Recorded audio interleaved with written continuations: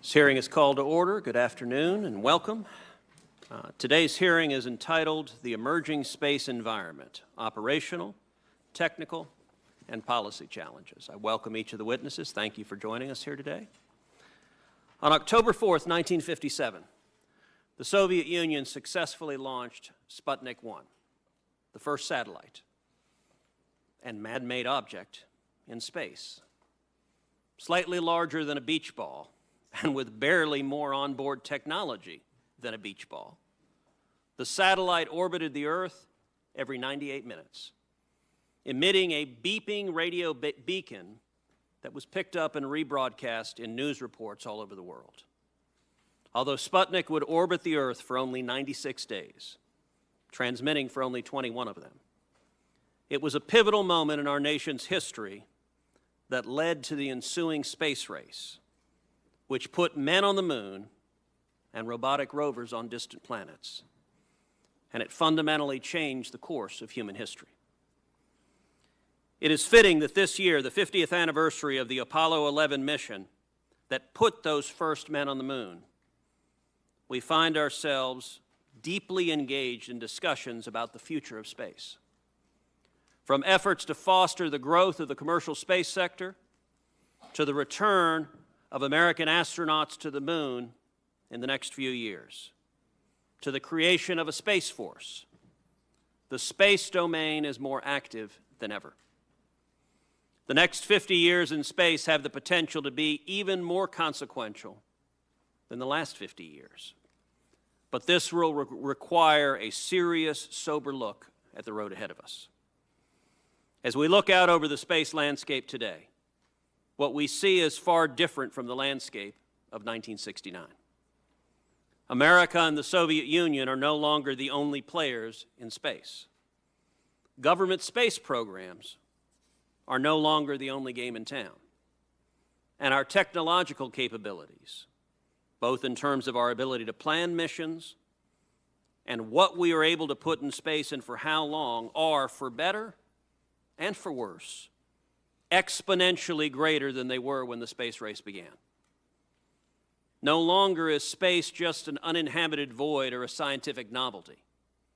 From GPS and communication satellites to weather and imaging satellites, space has become an integral part of the world economy and of our everyday lives. It has become both the next frontier of exploration and of international commerce and economic growth. By some estimates, the space sector will grow to nearly $3 trillion in value in the next 3 decades alone. It is also my belief that the world's first trillionaire will be made in space. As commercial entities develop new capabilities for space, many of which were inconceivable even a few short years ago, and the government continues to leverage the commercial sector for launch services and exploration technology, the theoretical threats are becoming a reality. We have to forthrightly acknowledge that space has also become a domain of military competition. From the development and testing of anti-satellite missiles to the possible deployment of space-based weapon systems, the threats we face to our burgeoning commercial space sector, our civil space exploration efforts, and to our national defense are real. And it is long past time for the United States to act. Since the ancient Greeks first put to sea, nations have recognized the necessity of naval forces and maintaining a superior capability to protect waterborne travel and commerce from bad actors. Pirates threaten the open seas, and the same is possible in space. In this same way, I believe we too must now recognize the necessity of a space force to defend the nation and to protect space commerce and civil space exploration. As the United States looks to foster the commercialization of space, return to the moon, travel to Mars, and encourage burgeoning industries such as asteroid mining, in which a small asteroid could contain rare materials such as platinum worth billions. A space force may well prove necessary to help provide certainty in ensuring that these efforts are successful, have longevity, and are not to be subjected to the whims of rogue or hostile nations. The importance of space to the United States will only increase in the coming years, and it is time that we recognize that reality and take concrete action to secure our supremacy in it. I look forward to hearing from our witnesses today about what those steps might look like, how we might best coordinate our actions, and how we in Congress can act to ensure that the next 50 years and beyond are even more consequential and impactful than the last. I recognize the ranking member, Senator Sinema. Well, thank you, Chairman Cruz, for holding this hearing. It's important that we develop thoughtful strategies and approaches to space that maintain the United States leadership and strengthen our country's security. I look forward to working closely with you on this and other issues in our committee's jurisdiction. Thank you to Administrator Bridenstine, Director O'Connell, Mr. Cardillo, Colonel Melroy, and Lieutenant General Thompson for joining us today. As you all know, space is important to U.S. communications, national security, and research and development. In my home state of Arizona, the space economy plays a particularly important and growing role. While Arizona is the fourth biggest state in aerospace and defense manufacturing, and Arizonans from universities and private industry across the state help our country lead in space. In order to protect America's status as the global space leader, we need thoughtful solutions to costly challenges, such as more congested space traffic, orbital collisions, increasing amounts of debris, and the growing risk of attacks on our assets in orbit. The first major collision in space occurred in 2009, when an inactive Russian satellite and an active U.S. commercial communication satellite collided, resulting in extensive debris that is still in orbit today. In addition to the potential for major collisions, we must account for the threat of space debris causing congestion and small-scale collisions. There are more than 23,000 pieces of orbital debris larger than 4 inches in Earth orbit. These include old satellites, disposable launch vehicles, and rogue parts. Even small pieces of debris can be problematic for satellites and the International Space Station. And beyond physical threats like collision and debris, other countries are working on technologies to interfere with and take down our satellites. These threats continue to evolve, and the U.S. needs to be prepared. We are making substantial investments in space with taxpayer dollars and sending new assets into orbit, but currently there are very few rules of the road. So although we have mechanisms that notify operators if there's going to be a collision, there are no rules that require operators to move. So we should find ways to address who has the responsibility and prevent collisions for both our assets and operators and for the international community.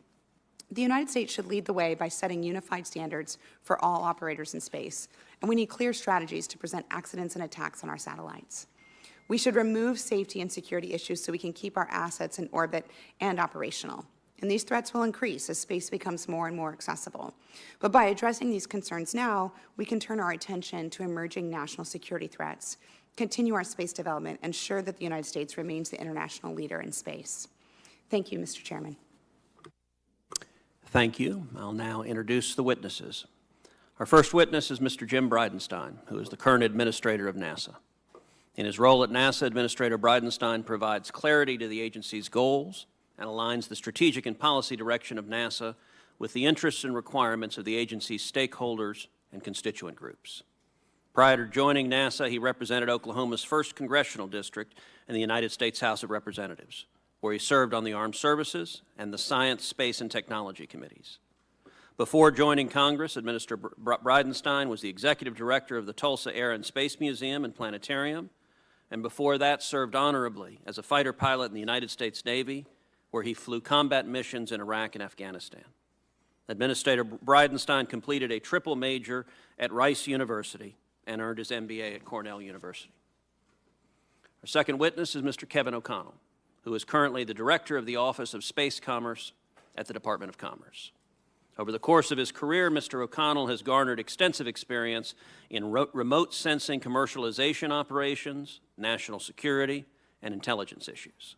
He has extensive background in both the public and private sectors, previously serving as the chair of NOAA's Federal Advisory Committee on Remote Sensing and the Executive Secretary and Staff Director of the National Imagery and Mapping Agency. Additionally, Mr. O'Connell served as the CEO of Innovative Analytics and Training, focusing on market trends and analysis of geospatial technologies and cloud computing, and as the first director of the RAND Corporation's Intelligence Policy Center. He received his master's degree in public policy from the University of Maryland, College Park. Our third witness is Mr. Robert Cardillo, who recently retired after 4 years of service as the director of the National Geospatial Intelligence Agency. While at the agency, Mr. Cardillo led 15,000 personnel, all deployed across 15 time zones, and initiated and implemented plans to leverage the burgeoning commercial entities in orbit around the Earth. Prior to that, Mr. Cardillo served in various roles in the intelligence community. While at the Office of the Director of National Intelligence, Mr. Cardillo served as the Deputy Director for Intelligence Integration. He was also the Deputy Director at the Defense Intelligence Agency, where he managed a global network of 20,000 personnel to aid the U.S. military. Mr. Cardillo received a Bachelor's of Art from Cornell University and received his master's degree from Georgetown University. Our fourth witness is Lieutenant General David Thompson, who is the Vice Commander of the Air Force Space Command. As Vice Commander, Lieutenant General Thompson carries out Air Force space missions through the integration of space policy, guidance, coordination, and synchronization of space-related activities. He is also responsible for preparing mission-ready space forces and providing missile warning, navigation, and timing information to the North American Aerospace Defense Command. Lieutenant General Thompson received a Bachelor of Science degree in Aeronautical Engineering from the U.S. Air Force Academy. He also received a Master of Science degree in Aeronautics and Astronautics from Purdue University. And our final witness is Colonel Pam Melroy, who is the founder and CEO of Melroy and Hollett Technology Partners and a retired Air Force colonel. She spent over 25 years as an astronaut, serving as a pilot on 2 space shuttle missions and as the commander on STS-120, the second woman to serve as commander of a space shuttle. Previously, Colonel Melroy served as Deputy Director of the Tactical Technology Office at Defense Advanced Research Projects Agency, otherwise known as DARPA. She also served 2 roles at the FAA, one as Senior Technical Advisor and Director of Field Operations for the FAA's Office of Commercial Space Transportation, and the other as Acting Deputy Associate Administrator of the FAA. Prior to that, she also worked as Deputy Program Manager of the Space Exploration Initiatives for Lockheed Martin. Colonel Melroy has a Bachelor's of Art degree in Physics and Astronomy from Wellesley College and a Master's of Science degree in Earth and Planetary Sciences from the Massachusetts Institute of Technology. She also graduated in 1985 from undergraduate pilot training at Reese Air Force Base in Lubbock, Texas. Administrator Bridenstine, we'll start with your testimony. Thank you, Chairman Cruz, Ranking Member Sinema, and members of the committee. It's an honor to be here representing 17,000 employees at NASA all across the United States of America. And I can tell you that we as an agency are very excited about our new direction to land the next man and the first woman on the south pole of the moon within 5 years. Given the title of this hearing, I thought I would talk about how NASA plays in our national security capabilities. We're very unique. There's a lot of people on this panel that are focused directly on national security. NASA plays in a different way. A lot of national security practitioners use an acronym we call DIME, and it identifies the different elements of national power: diplomatic power, information power, military power, which I think most people are very familiar with, and then economic power. So where does NASA play within the DIME philosophy? NASA, of course, is very strong on the diplomatic side. When we think about the International Space Station, for example, we have 15 different countries that operate the International Space Station on a daily basis. We have had 103 different countries actually do experiments on the International Space Station, and we have had astronauts from dozens of countries on the International Space Station. The International Space Station is absolutely a technological marvel, but even more so, it is a diplomatic marvel. Talk about something that would be very complicated to get all of the nations of the world behind. This was it. And yet it has been achieved by some of the most impressive spacefaring nations on the planet. So I think diplomatically, NASA plays a role there. When we talk about information, which is a piece of the dime theory that I think a lot of people don't often think about, information is, we talk about Apollo 8. When our astronauts broadcast from the moon during that first moon orbiting mission, it was on Christmas Eve. And when they broadcast from the moon, 1 out of every 4 people on the planet heard or saw that broadcast, including tens of millions of people behind the Iron Curtain. That's an amazing information capability that NASA brings to bear, in fact, every day. Apollo 8 was December 24th, 1968. But since I've been the NASA administrator, I can give you example after example of things that have happened just in my time. In November of last year, we landed InSight on Mars. When we landed InSight on Mars to do scientific discovery and exploration, what we saw was that it was on the cover of every newspaper all around the world. That's an impressive information tool for our country. What does that mean? That means we have the ability as an agency to change the perceptions of young people all over the world towards the United States of America in a very positive way. So I think when you think about diplomacy, when you think about information, NASA plays very strong in those domains.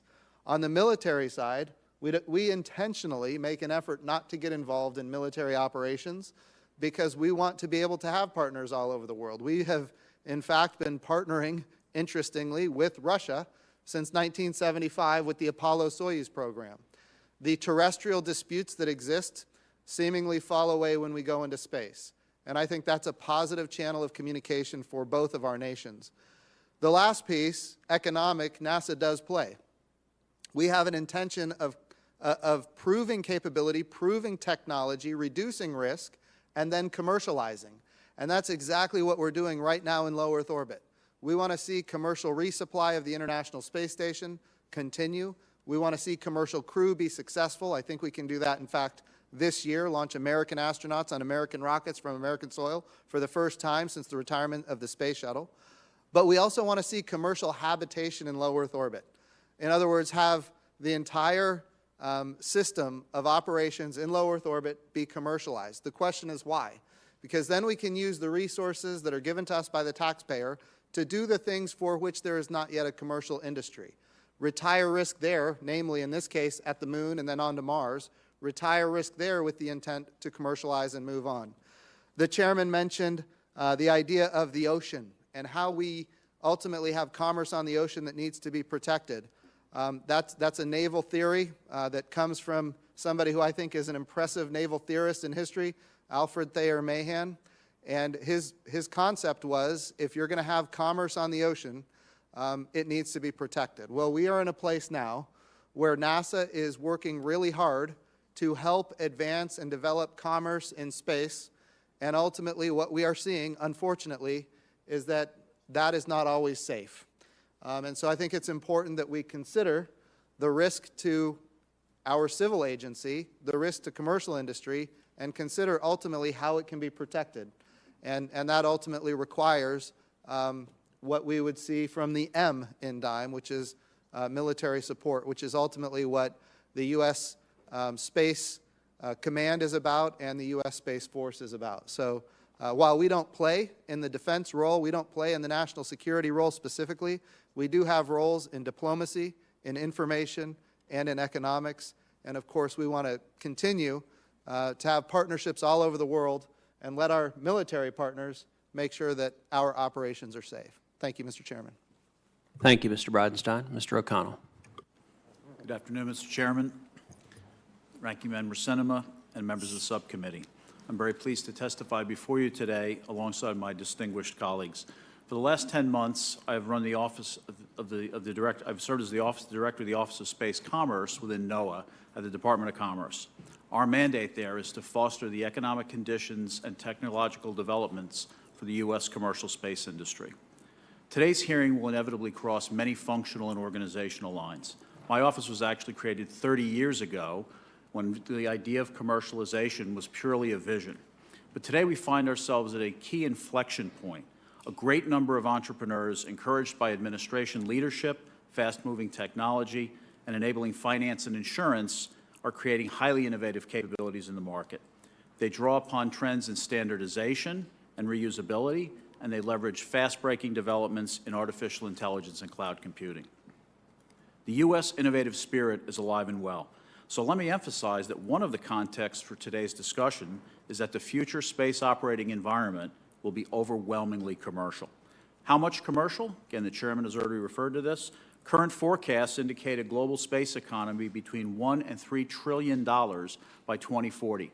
At Commerce, we've actually spent a lot of time with the organizations that are making those forecasts to understand the drivers and impediments to that kind of economic growth. Whatever the number, the space economy will continue to have tremendous implications for our economic and national security. The reconstitution of the National Space Council has facilitated mission alignment across the executive branch by creating discussions on streamlining regulations on commercial space, SPD2, and space traffic management, or SPD3. What is also being pursued in parallel, however, is greater efficiency within our organizations. The administration has requested authority to elevate the Office of Space Commerce to a Bureau of Space Commerce, answering directly to the Secretary. Why? 3 ideas underpin this request.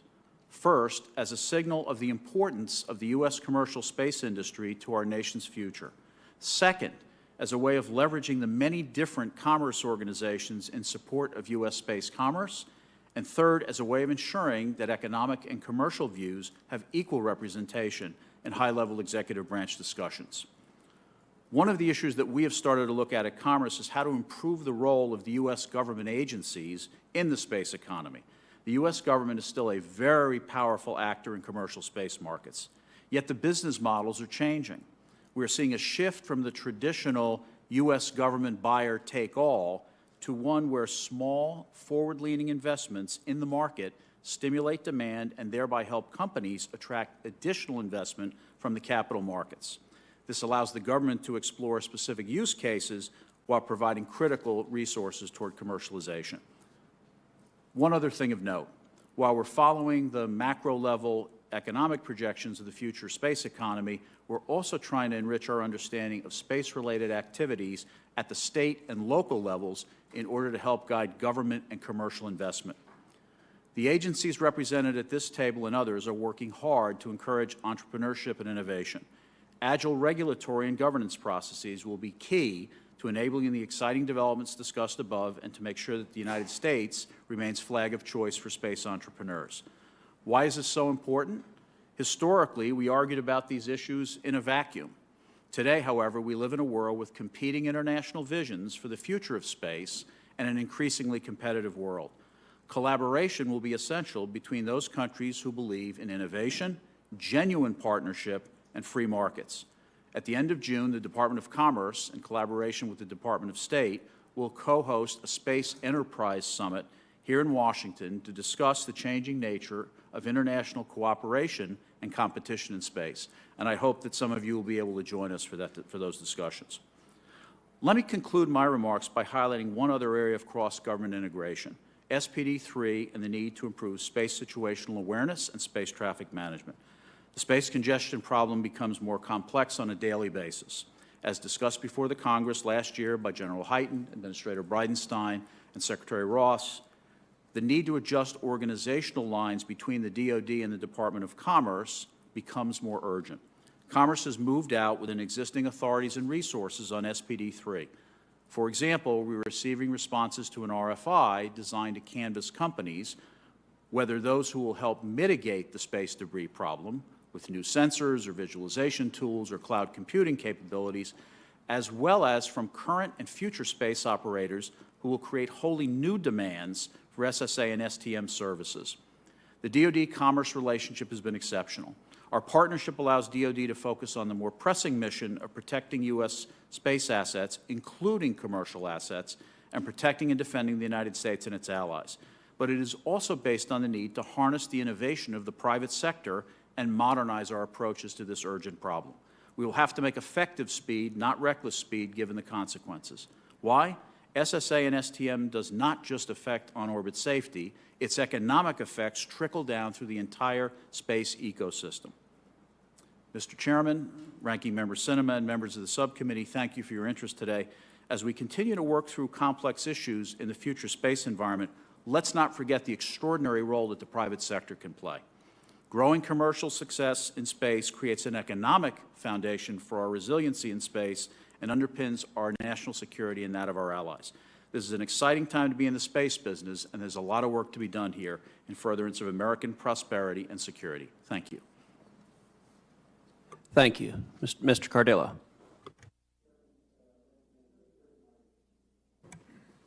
Mr. Chairman, Ranking Member Sinema, thank you very much for this opportunity. I've had the pleasure of appearing in front of this and other committees for the past 3 decades, but as a federal government executive branch witness, this is my first time on the other side. But it is also a personal pleasure to appear with such distinguished colleagues on this panel. So just a little context about where I'm at. It's been 3 months since I left my position as the director of the National Geospatial Intelligence Agency. It's been 36 years since I first raised my right hand and swore an oath to our flag and joined the profession of the intelligence community.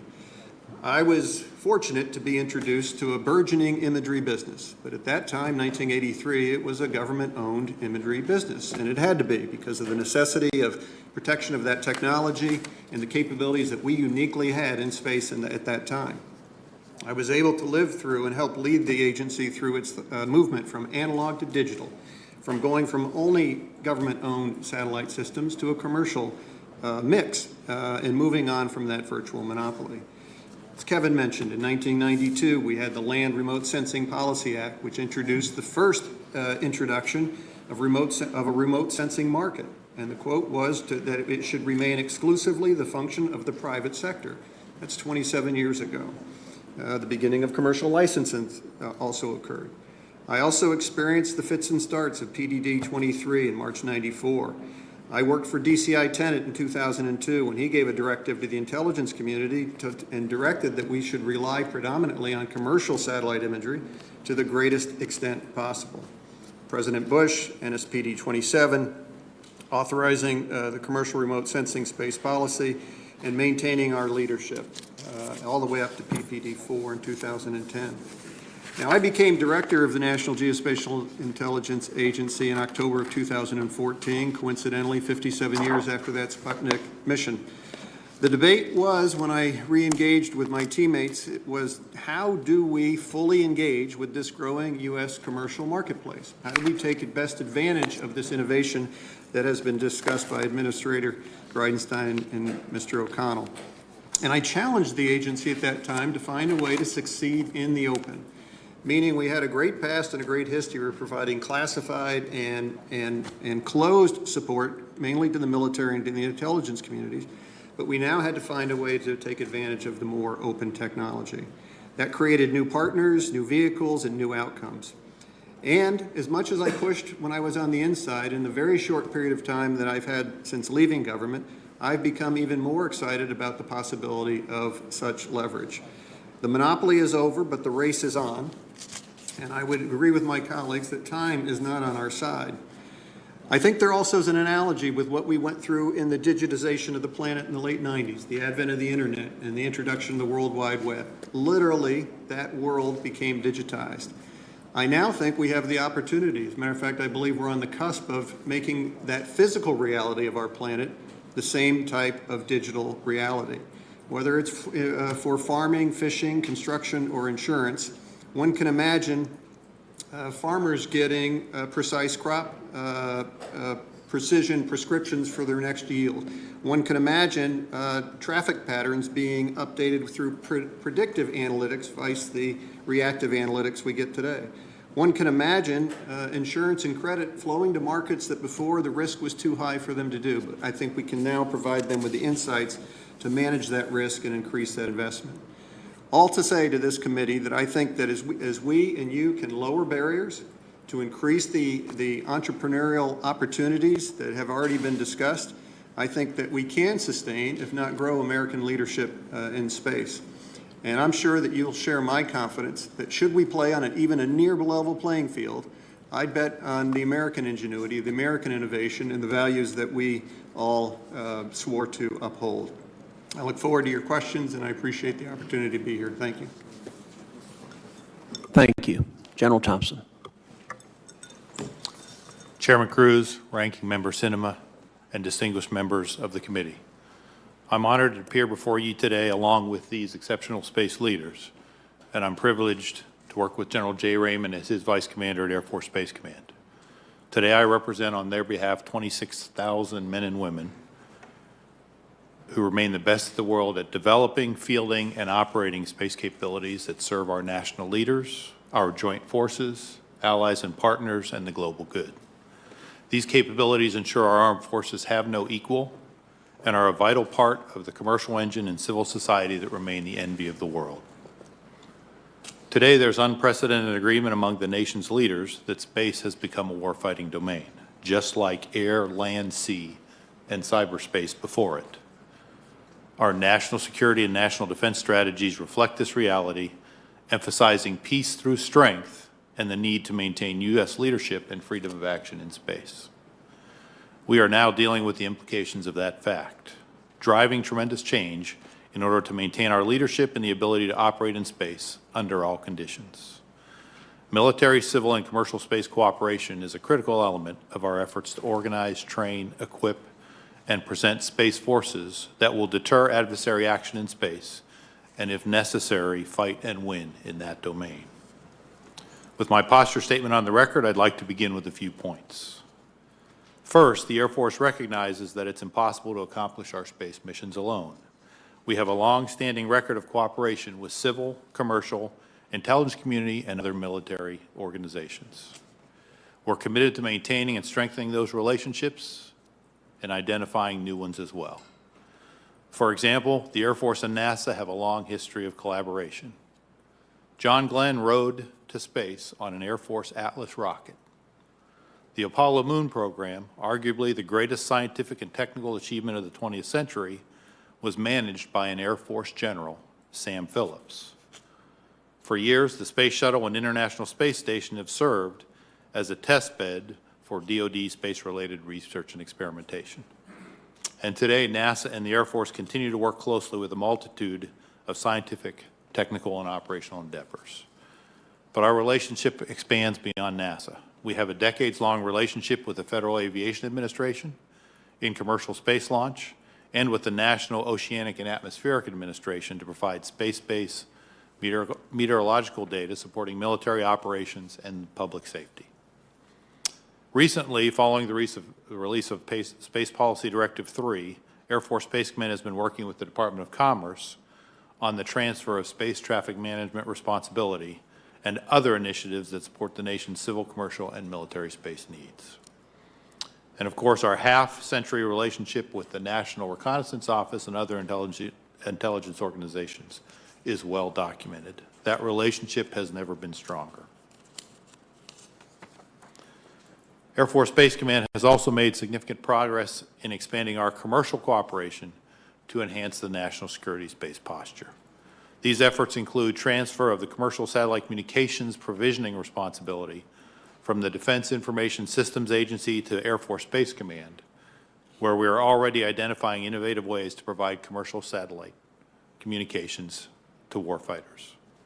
We also established a Space Enterprise Consortium focused on teaming with small, non-traditional new space companies to increase our own agility, reduce costs, and accelerate development timeline for space capabilities.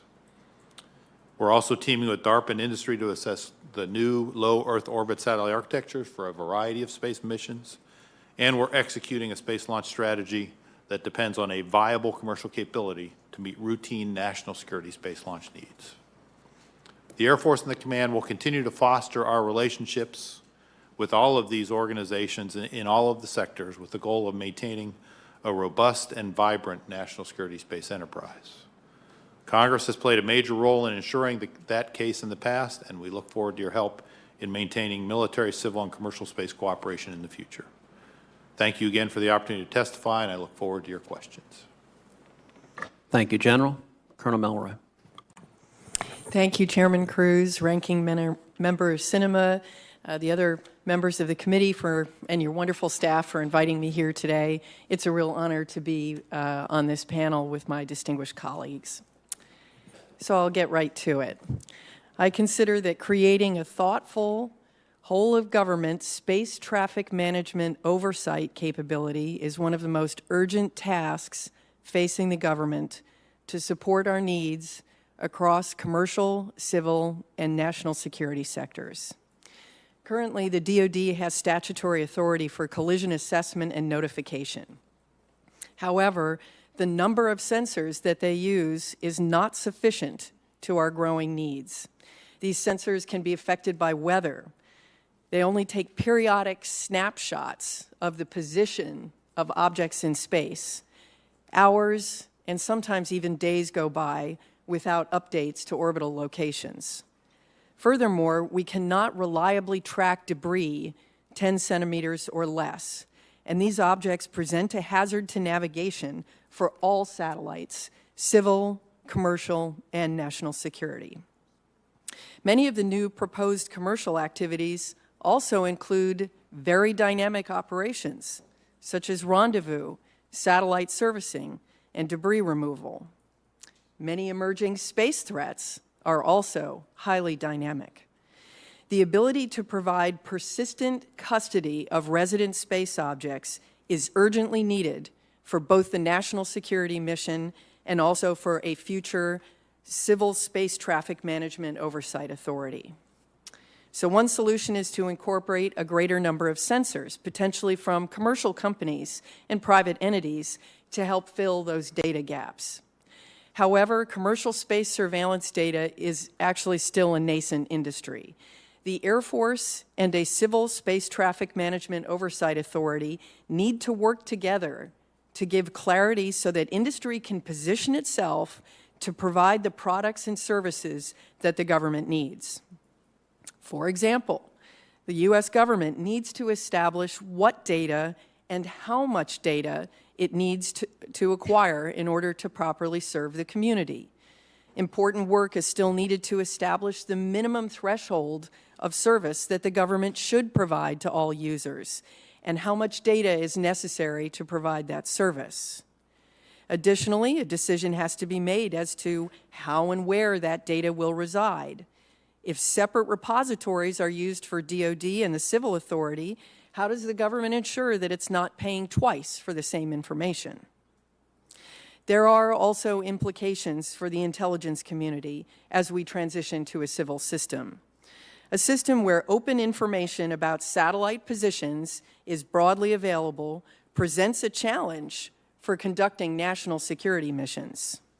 The reality is that the IC is already facing this challenge.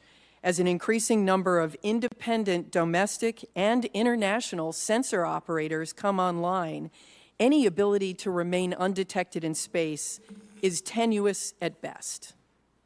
A potential approach parallels how sensitive missions in the national airspace are managed today. Currently, the FAA and DoD coordinate every day at local and national levels to protect information related to the presence of important assets operating in the national airspace. The existence of the assets is not disputed, but critical operational information is protected. These issues have a workable whole-of-government solution.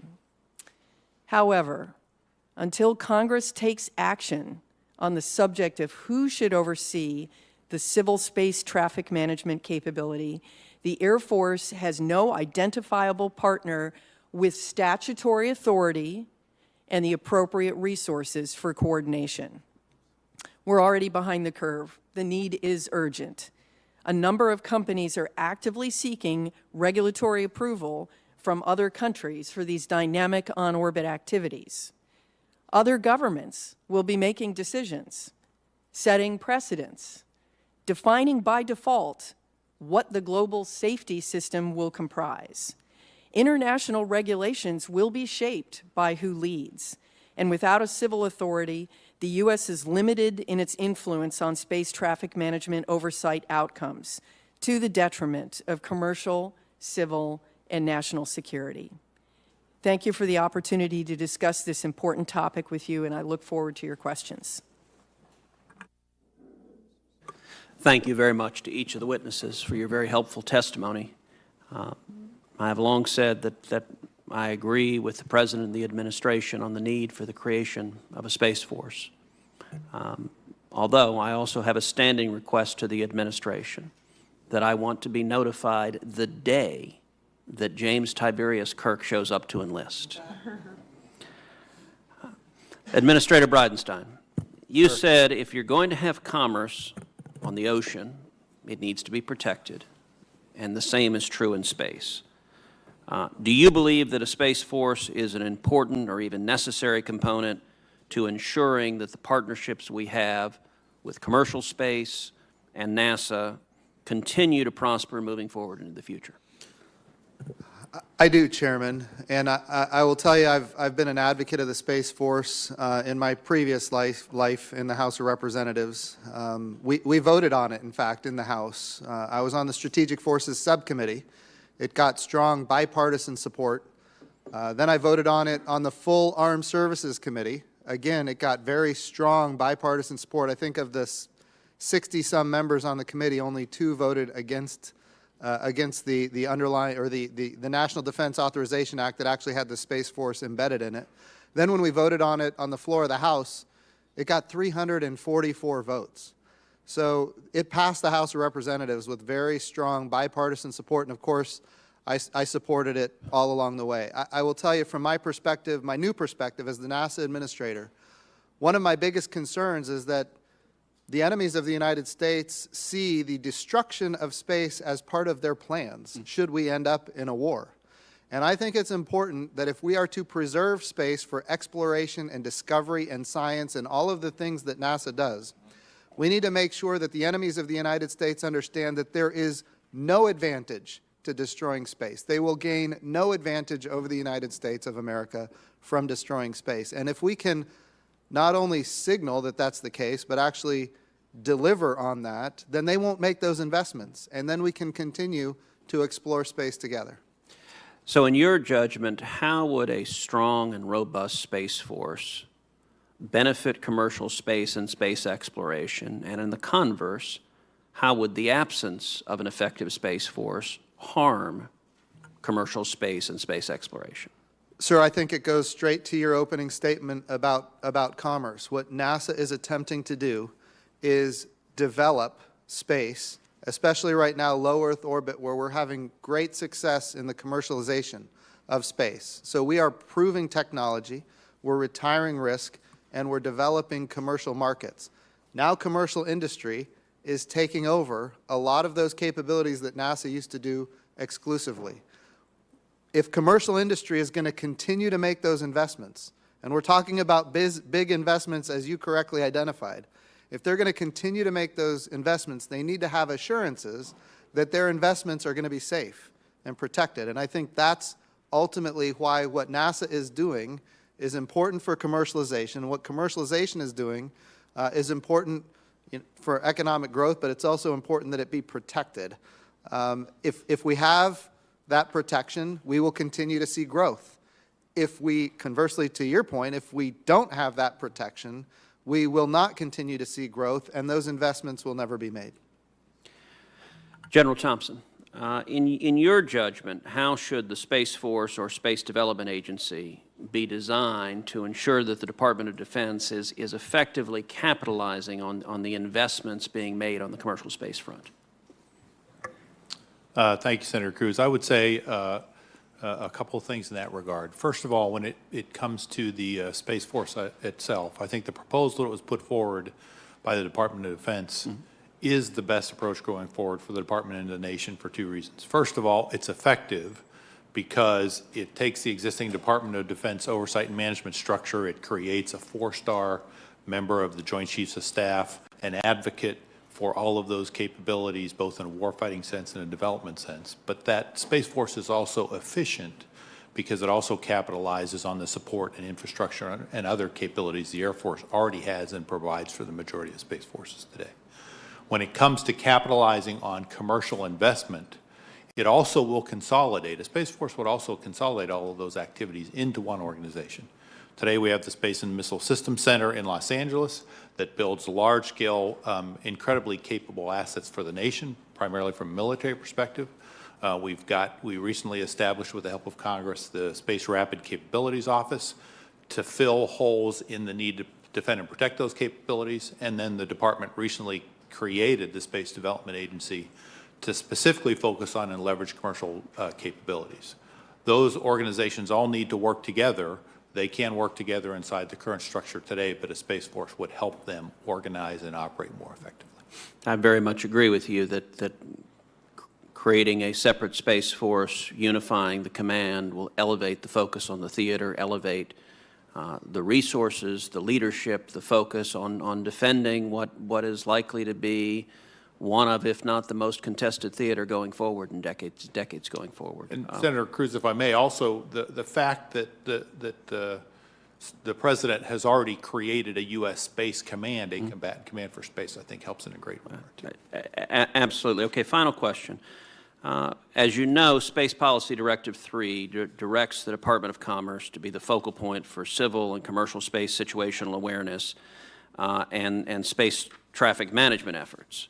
And as the leading spacefaring nation in the world, we have a lot invested in our ability to safely conduct space operations and to track debris. And our needs in this area will only grow as space traffic and space commerce increase. Who exactly owns space traffic management, and who should own it? Whoever wants to. Senator Cruz, if I may.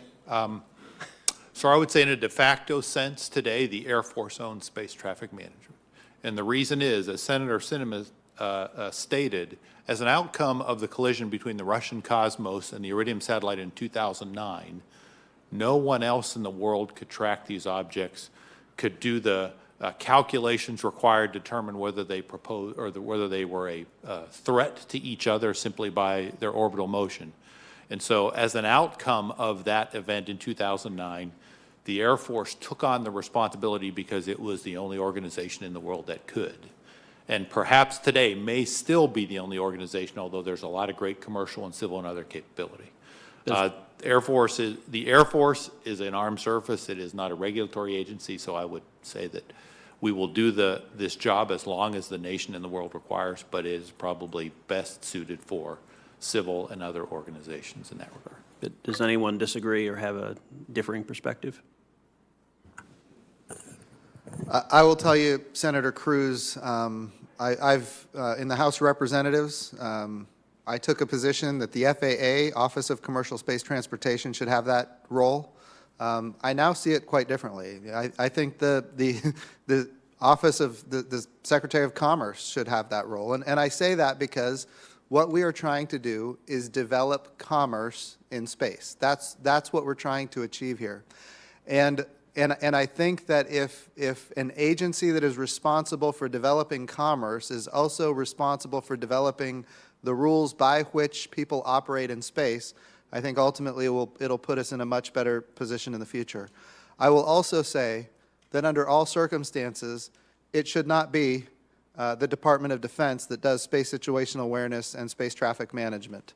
That is a construct of the past, and it is certainly not going to work in the future. When I was in the House, we heard testimony after testimony from generals and admirals, Strategic Command, Air Force Space Command, and overwhelmingly they kept saying, we do not want to be the FAA for space anymore.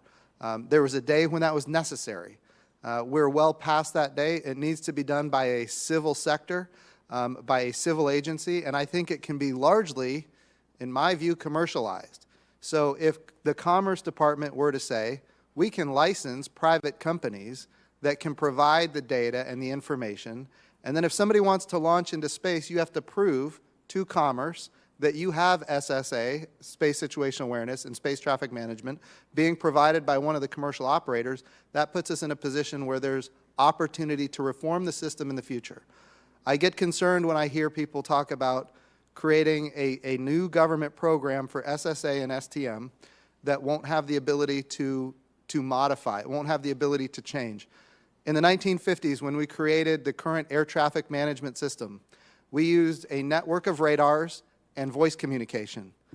I'm a Navy pilot by trade. In the 2000s, we were using a network of radars and voice communications. Technology has changed, but our system did not change.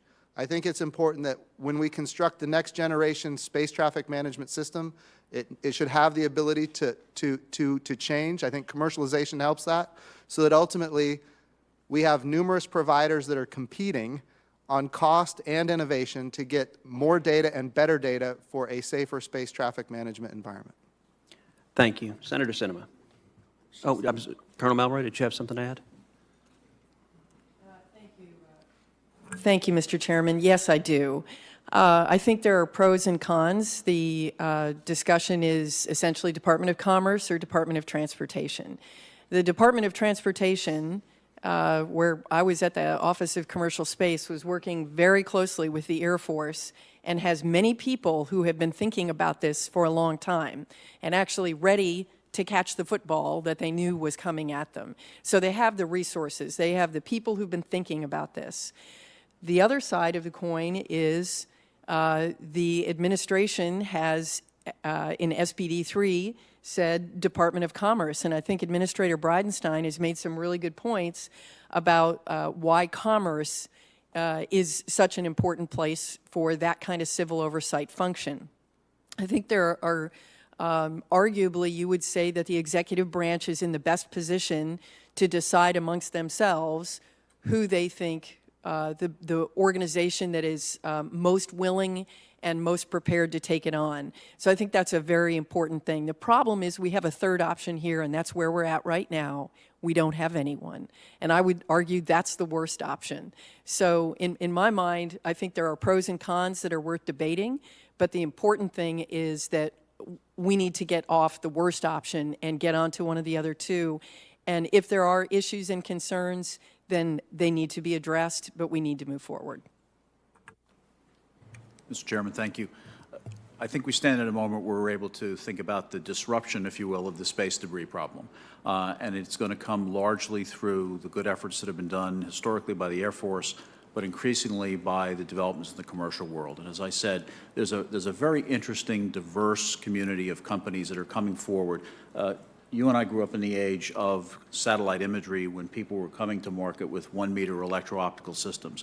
This is not that market. This is a market that is filled with radars and RF sensors and electro-optical telescopes, as well as a wide range of visualization tools that are completely different extensions of what we do today. And so the concept of space traffic management is in and of itself a bit outdated. What we're really trying to do is to improve the quality, speed, and accuracy of data to satellite operators so that they have a self-interest in knowing where they are and getting out of the way of people who might be in harm's way or collaborating with others. And so it's really a time to think about this in a fundamentally different way. Thank you. Senator Sinema. Thank you, Mr. Chairman. Following up on this conversation, these were really interesting discussions about commerce as an option. I'm interested in learning a little bit more about FAA as an option. So, Colonel Melroy, do you think the FAA would be a good or a poor choice to task with space traffic management? And if the FAA is a good option, would they also be responsible for tracking objects in space and preventing space collisions? Senator, these are great questions. I think I'm going to go back and remind everyone that there are pros and cons on both sides, right? There is something to be said for having all the oversight concentrated in one place. And Commerce currently has other regulatory oversight with regards to Earth observation and imaging. And having a concentration in a single place, I think, that definitely has some benefits from a regulatory perspective. Unfortunately, right now, the FAA has the people who've been thinking about this for a while and actually have been embedded in the community and understand it. In fact, when I was at the FAA, I hired an employee to sit in the then JSPOC, now CSPOC, to begin to absorb the lessons that would be needed to be learned going forward. I think either way, there are going to have to be some adjustments that get made, whether the Department of Transportation or the Department of Commerce takes over oversight. These are issues that do have to be addressed. But I have full confidence in this committee that you can absorb this information that we're sharing with you about some of the pros and cons and make sure that the legislation appropriately deals with that. Thank you. My next set of questions are for Administrator Bridenstine. Orbital debris, as we've talked about, is an increasing problem that can potentially interfere with civil, military, and commercial space operations. I'm wondering if you could tell us a little bit about the efforts to update the U.S. orbital debris mitigation standard practices, and how will the U.S. work with the international community on adoption of standards around debris mitigation? Yes, ma'am. So NASA is part of what we call the Interagency Space Debris Coordination Committee. And what this is all the different space agencies in the world that have the preponderance of assets in space. And this group of space agencies has done modeling and made a determination that the type of collision, I think it was you that referenced it in your testimony, the Iridium Cosmos collision from 2009. Right. That type of collision is going to happen on average every 5 to 9 years, and that's if launch cadences stay the same. Launch cadences are not going to stay the same, and every time we launch something into orbit, there will, by default, there will be some level of debris created. We as an agency work very hard on making sure we mitigate as much as possible those debris-creating events, and then also ultimately helping set the standard. As you identified, we set a standard that then our commercial partners follow, and then commercial industry at large follows those standards. And then eventually those standards get accepted as norms of behavior in the international community, and then our international partners follow suit. So we have, as an agency, been leading on this for a very long period of time. And we need to continue leading. We need to make sure that when we move forward on all the activities, like I said, launch cadence is going to stay the same. That's what the study said. If it stays the same, we're going to have a collision every 5 to 9 years. It's not going to stay there. We're talking about launching thousands and thousands of satellites into low Earth orbit for low latency, high throughput communications. In other words, we need to get really good at debris mitigation. We also need to get really good at situational awareness. We need more data and better data. We need that data to be shared, and we need people to be able to respond to that information in real time. We need a single integrated space picture. So I will tell you, this is something we at NASA we're thinking about all the time. We're one agency of many that deal with this, but certainly we are keenly aware of the issue and trying to do everything we can to mitigate it. So a follow-up question. It sounds like if NASA understands the increased risk, because as more traffic goes into space, then there'll be more debris. Yes, ma'am. So the mitigation work makes a lot of sense. What, if anything, can be done about removal of debris that exists already? So that's the next order of challenge. So there's the mitigation, which preventing it from happening, and then ultimately then there's the situational awareness and traffic management piece, and then finally there's the remediation. How do we remove orbital debris? So in this case, the Federal Communication Commission actually has authority to write the rules for geostationary orbit. So if a satellite comes to the end of its useful life, they have requirements for it to be super synced. In other words, put into deep space for storage. In other words, it's a dead satellite. We got to get it out of the way. In low Earth orbit, there's other agencies in this case that have jurisdiction that say that we have to deorbit satellites in low Earth orbit. So those are remediation capabilities. Then there's the challenge of the debris that exists, and how do we get that removed? So what NASA is doing right now is we're investing in technologies, namely robotic servicing of satellites, robotic technologies, rendezvous and proximity operations, in order to, no kidding, come in close proximity with other satellites and then robotically service those satellites. So we can actually extend the life of a satellite so the satellite does not become orbital debris, and maybe eventually, depending on resources, we could actually grapple satellites and take dead objects out of orbit altogether, larger objects. The challenge is anything that we're going to do in that capacity is going to be something that we can see. We're talking about objects that are larger than 10 centimeters. Right. I will tell you, Ranking Member, I am not worried about the objects we can see. I'm worried about, for every object we can see, there are 10 to 100 objects that are smaller than 10 centimeters in diameter that ultimately are traveling at 17,500 miles per hour and every bit as dangerous as an object that's 10 centimeters. So I'm more worried about what we can't see. And that's why we have to increase the network of sensors around the world. It's why we have to improve the data that we receive and how we process that data. Thank you. Thank you, Mr. Chairman. Thank you to all of our witnesses today, and thank you, Chairman, for holding this hearing. I yield back. Senator Peters. Thank you, Mr. Chairman, and thank you to all of our witnesses. Fascinating topic, and appreciate your insight. I want to follow up a little bit on the space debris, but before I do that, Mr. Bridenstine, I wanted to ask you a question.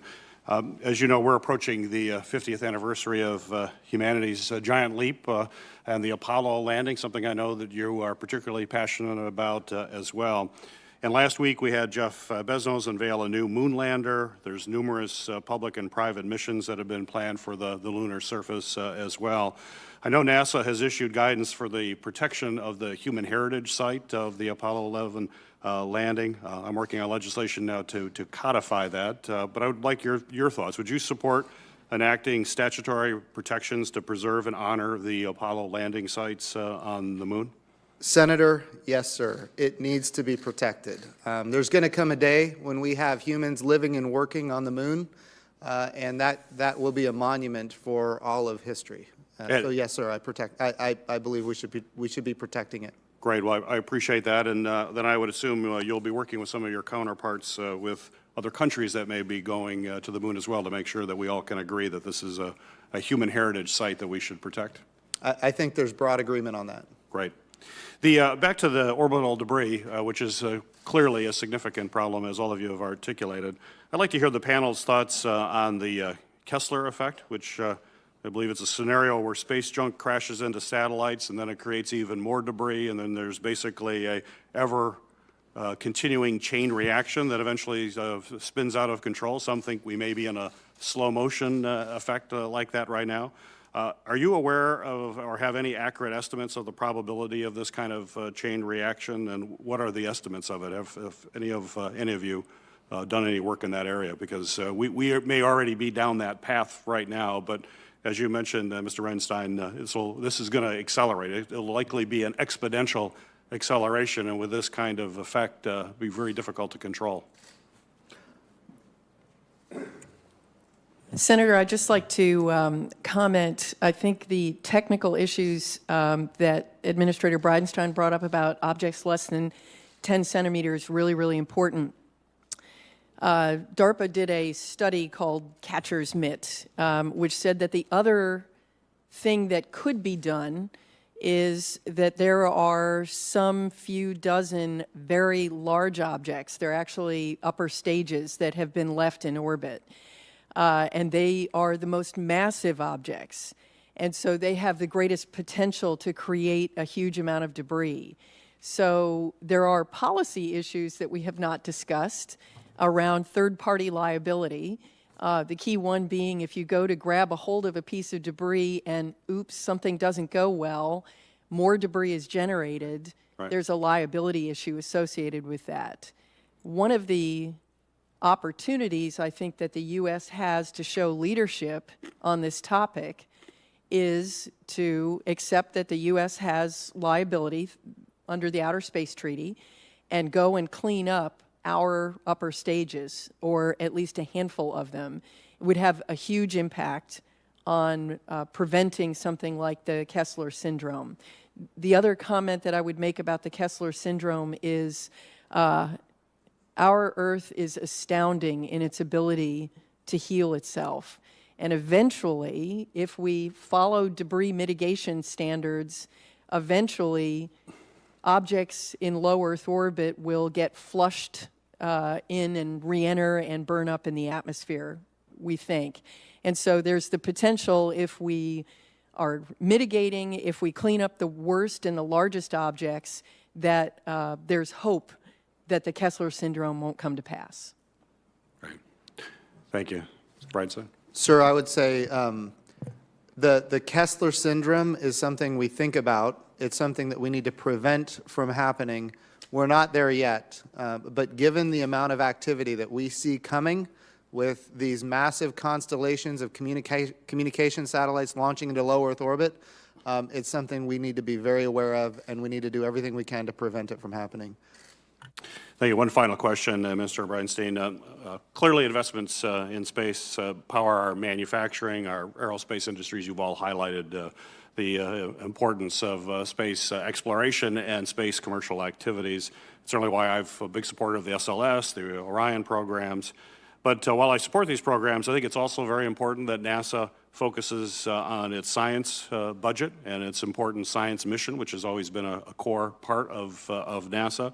And that's why I'm concerned about the new directive to rapidly speed up our mission to the moon as to what that can mean for the overall science budget. So Administrator, if you could just assure us that NASA will not sacrifice the scientific investments to fund these kinds of exploration activities, that still remains a core mission and one that we're going to continue to fully support?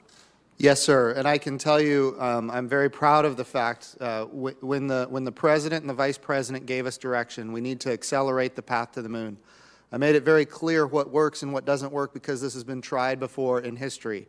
The Space Exploration Initiative back in the 1990s, the vision for space exploration in the early 2000s. In each case, the effort was made to achieve the end state by cannibalizing one part of NASA to feed another part of NASA. I made the case very strongly that we should not be working towards this goal by cannibalizing the Science Mission Directorate, nor by cannibalizing the International Space Station. And the $1.6 billion that we have for now going to the moon does not come from any part of NASA. It comes from outside of NASA. It was the case that I made when they said we wanted to accelerate, and we were successful in achieving that. And how confident are you that $1.6 billion is enough? So it is enough for 2020. It gets us out of the gate very strongly. It helps us ultimately continue with SLS, which I know you're very keen on. It is also a necessary piece to getting a lander. So we are currently building Gateway, which is in orbit around the moon, which will be in orbit around the moon. We need to aggregate at the Gateway a landing system, and this $1.6 billion, the majority of it goes towards procuring that landing system. A lot of that money was to be spent in 25, 26, 27, and 28. We've now moved that up so that when we launch our first humans to the Gateway in 2024, they will actually have a lander already aggregated at the Gateway by which our next man and first woman will have access to the surface of the moon. Thank you. Appreciate it. Yes, sir. Thank you, Mr. Chairman.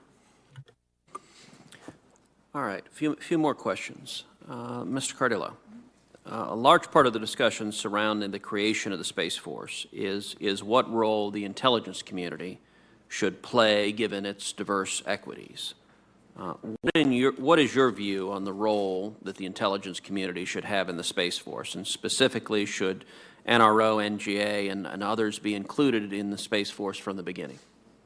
So first, to answer the role question, I think it's quite analogous to the role we've played in other domains. We're statutory, I say we. NGA is statutory responsible for providing safety of navigation wherever it occurs, whether that be land, sea, or air today. I would extend that argument to the space domain, and we've actually worked with the Air Force in the past about how that will happen. Not on a traffic management perspective, which has already been discussed, but more about safe operations and secure operations, because besides debris, there's digital and cyber activities, which also could pose a threat to our operating environment. To the second question about what should be in and what should be out, I'm a big proponent of transferring knowledge, experience, and expertise, but I don't believe transferring agencies such as NGA or NRO now into an entity such as the Space Force would make any more sense than it would have taken the NGA that does maritime safety and transitioned that to the Navy. I think the nation is well served by the consolidation of that expertise that can be applied across different domains. I would say the same things about my former colleagues at the NRO, who have got 60 years of expertise with launching and operating satellites. I think that too can be transferred without moving the organization itself. All right, let's talk a different area. Let's talk about leadership.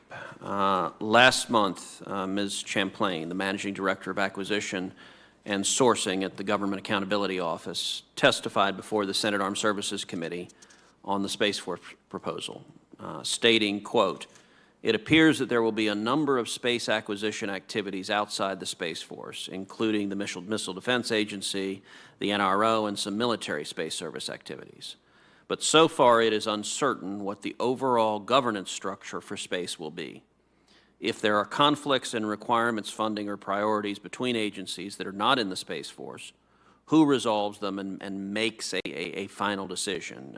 In your minds, Mr. Cardillo and General Thompson both, where should the interagency dialogues on disputes and solutions live?" It's an excellent question. Whenever somebody says it's an excellent question, it means it's a hard question. But let me enjoy my former government status now and just say that, look, I'm a big supporter of the re-emergence and the energy that's been put into the Space Council.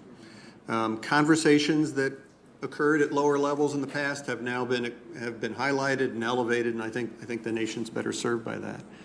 I would offer that could be an avenue to answer your question about differences or equities that might cross lines, or where good patriotic Americans from one agency would disagree about the best path forward. That response, by the way, has not been coordinated with the Space Council as to whether or not they would accept said adjudication, but I guess I'm just saying I like the momentum that we've got now. I think those conversations are elevated. I think the adjudication of that answer, the complexity of it, I think should at least be originated there at the council, and how and where they designate it, for lead to do the adjudication, I think is work to be done. Senator, I agree with Mr. Cardillo in many cases. One of the reasons this debate started 2 or so years ago was because there were so many organizations who had some role in space, and I'll say specifically national security space, although as Administrator Bridenstine said, there are many aspects to space.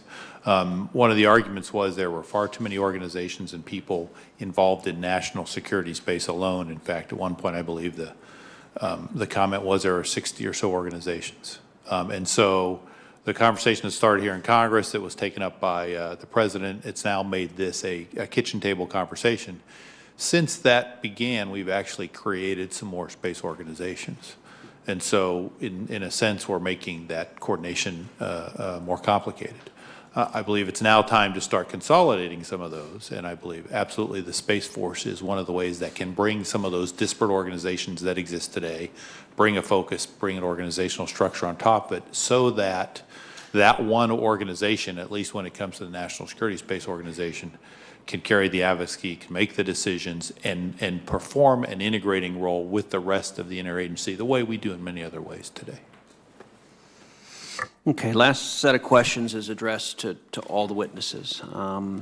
Morgan Stanley reported last November that, quote, "The revenue generated by the global space industry may increase to $1.1 trillion or more by 2040. The development of reusable rockets and greater use of broadband technologies in orbits are a couple of examples of the contributing factors to the potential economic growth." The report goes on to say that a U.S. Space Command could, quote, "benefit aerospace companies and help, quote, focus and accelerate investment in innovative technologies and capabilities." In the judgment of the witnesses on the panel, to what degree do you believe a strong U.S. military presence in space will contribute to a thriving economy in low Earth orbit? Senator? Mr. Chairman, thank you. I'm firmly of the belief that a strong military presence will very much encourage the growth that we've talked about already in this hearing and in the Morgan Stanley projections already. As we've looked at that, as I mentioned in my testimony, we've looked at where the calculations are coming from for those estimates going forward.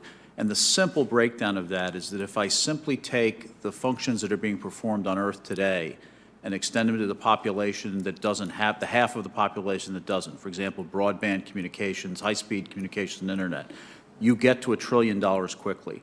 A modest 5% growth off the $400 billion economy we see today over the next 20 years, you get beyond the $1 trillion. Where the additional calculations come from have to do with the things that will go on in space and will then affect both things on Earth and the exploration goals that the nation rightly has. I will cut it another way for you, which is that we see the functions that were traditionally commercial functions, remote sensing, communications, weather. We see companies coming forward in the market every single day at Commerce that are going to disrupt those business models. At the same time as companies will come forward with new ideas that are going to change the landscape of exploration, things that we do on the moon and Mars and beyond. And so there's both of those camps. Those can only benefit from a robust U.S. military presence in space, similar to the naval examples that we've talked about today. I would just add a bit to what the administrator said earlier about your question about risk. I firmly believe that the fundamentals of this American experiment really haven't changed, that investors have to quantify the amount of risk versus potential reward. To the extent that entities such as Space Command or Space Force or better traffic management or increased understanding and awareness can reduce the first component, the second will rise. We will get more investment. Our system works that way. And that's why I, again, believe in putting the bet on us is the right one to do. So anything that reduces that uncertainty, I think, will increase the opportunity for future investment.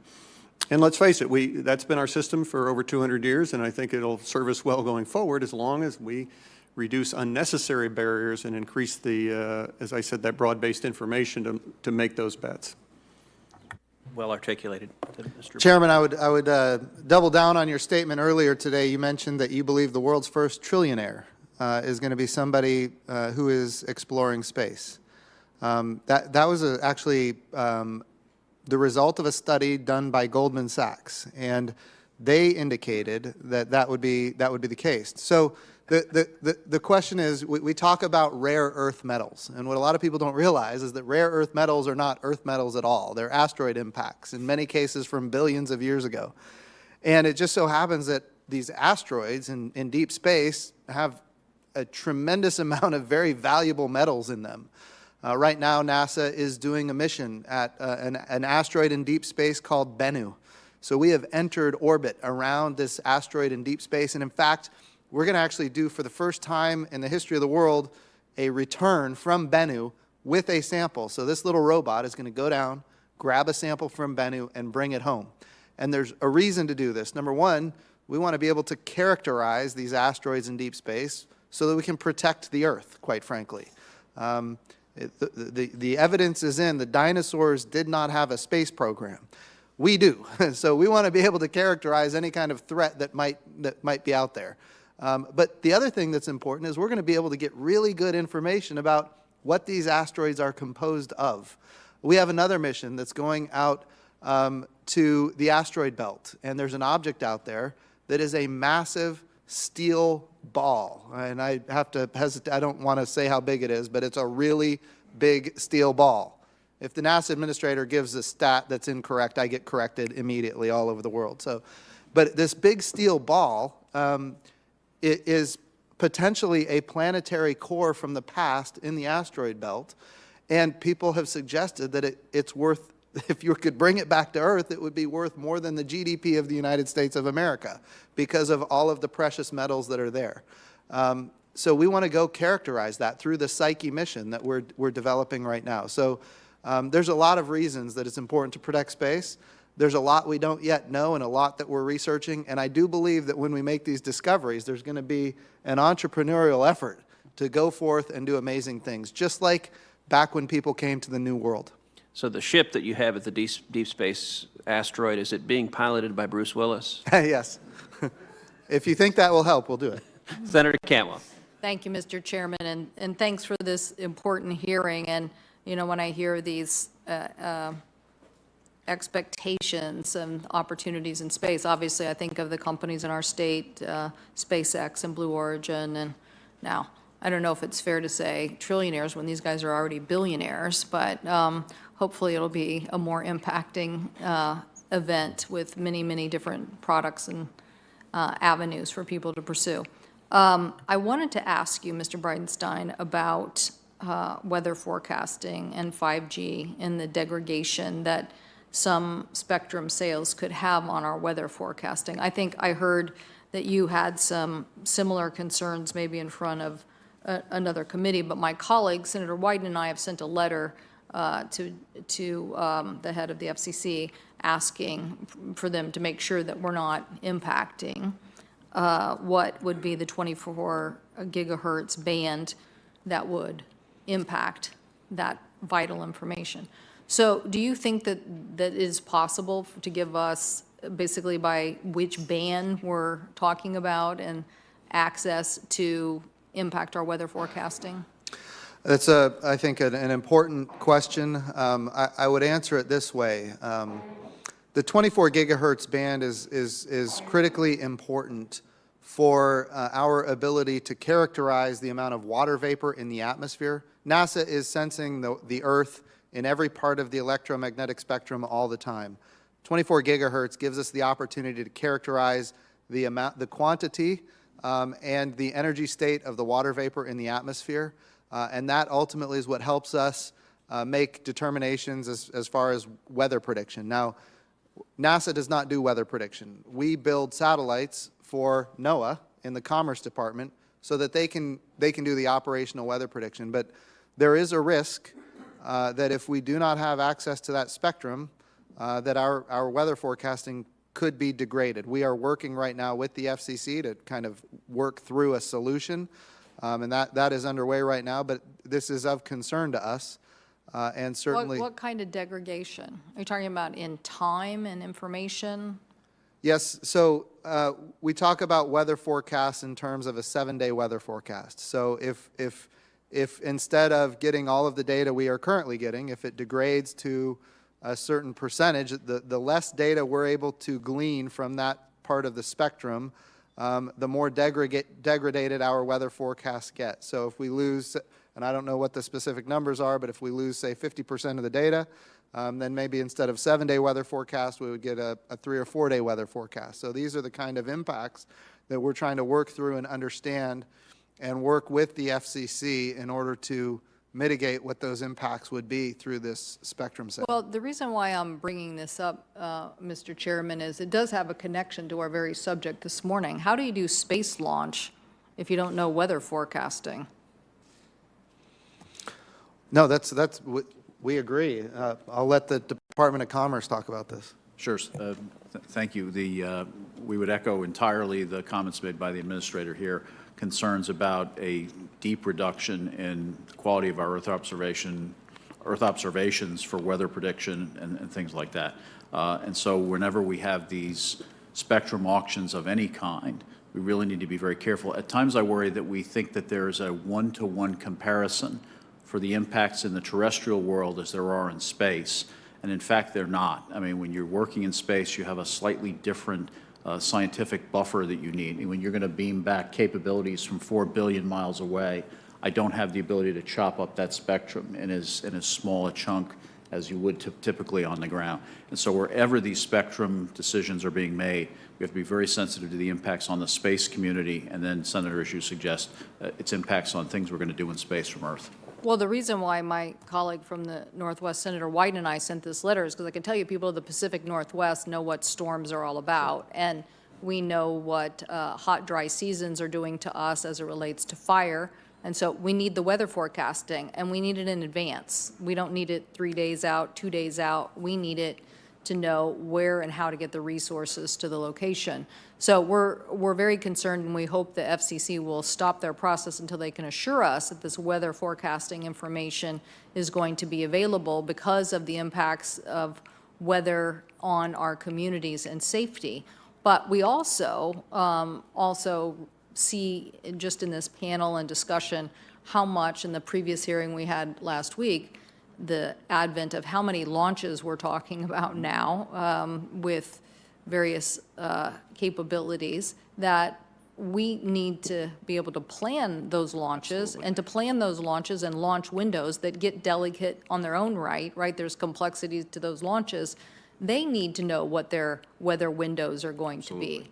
So it seems to me that whatever the FCC is doing over there is not paying enough attention to this very important issue as it relates to both the safety and security of our citizens and having good weather forecasting data. And we're working very hard on this because we've always worked hard on this because we've had some shadow issues with Doppler systems and things that have prevented us. Either we had 2 back-to-back 100-year floods that we lost life, and after that, NOAA decided, yes, you need a Doppler system for the coast because you're not getting accurate information.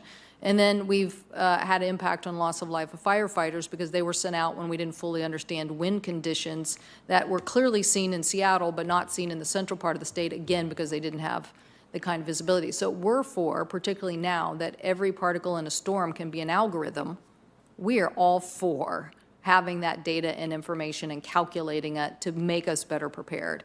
And I certainly would want it for our space missions as well. I would want them to have the certainty and assurity that we're going to be able to understand the launch windows and not wreak havoc with everybody related to the launch, not just in the space industry, but commercial travel and everything else that goes with that, because we don't have a picture of what the weather conditions are because we sold the spectrum all to somebody else. So I hope that we can clear this up and get an answer from Ajit Pai and the FCC. Thank you. Well, if it would be all right if I could just comment, because we think what you're saying is very important, and we want to make sure that we're doing the right thing by our country. A couple of things. When we talk about where NASA and NOAA, where we play, is in that 23.6 gigahertz spectrum. The auction, of course, is 24 gigahertz. So it's not the exact spectrum where we operate. That 23.6 gigahertz is not determined. It's not like we can go to a different part of the spectrum. Right. It's set by physics. We are sensing passively the energy state of water molecules in the atmosphere. Now, that is set by physics. We can't just go to a different part of the spectrum. Now, here's the thing. In that 24 gigahertz spectrum that is auctioned, I think it's important to note that if the decibel level is low enough, then it won't bleed into that 23.6 gigahertz where we are operating and sensing the Earth for weather forecasting and Earth science and climate. So I think there could be an elegant solution here, and certainly we are paying very close attention to it. But the decibel level is really what matters here. And if that decibel level is too high, then it will impact us. If it's not too high, it won't impact. Well, interference are always the issues in spectrum, always. And so I just think it's too important. All of these things are too important for the public in commerce and everything else, the applications that all this is going to allow to get this right. So I hope that we can get it right. Thank you, Mr. Yes, Chairman. ma'am. Yes, ma'am. Thank you. And Administrator Bridenstine, you testified about physics a minute ago. I was told there'd be no math at this hearing. So I want to thank each of the witnesses for your very helpful and learned testimony. I think this was a productive hearing, and I appreciate the time and energy you put into the testimony. The hearing record will remain open for 2 weeks. During this time, senators are asked to submit any questions for the record, and upon receipt, the witnesses are requested to submit your written answers to the subcommittee as soon as possible. And with that, the hearing is adjourned.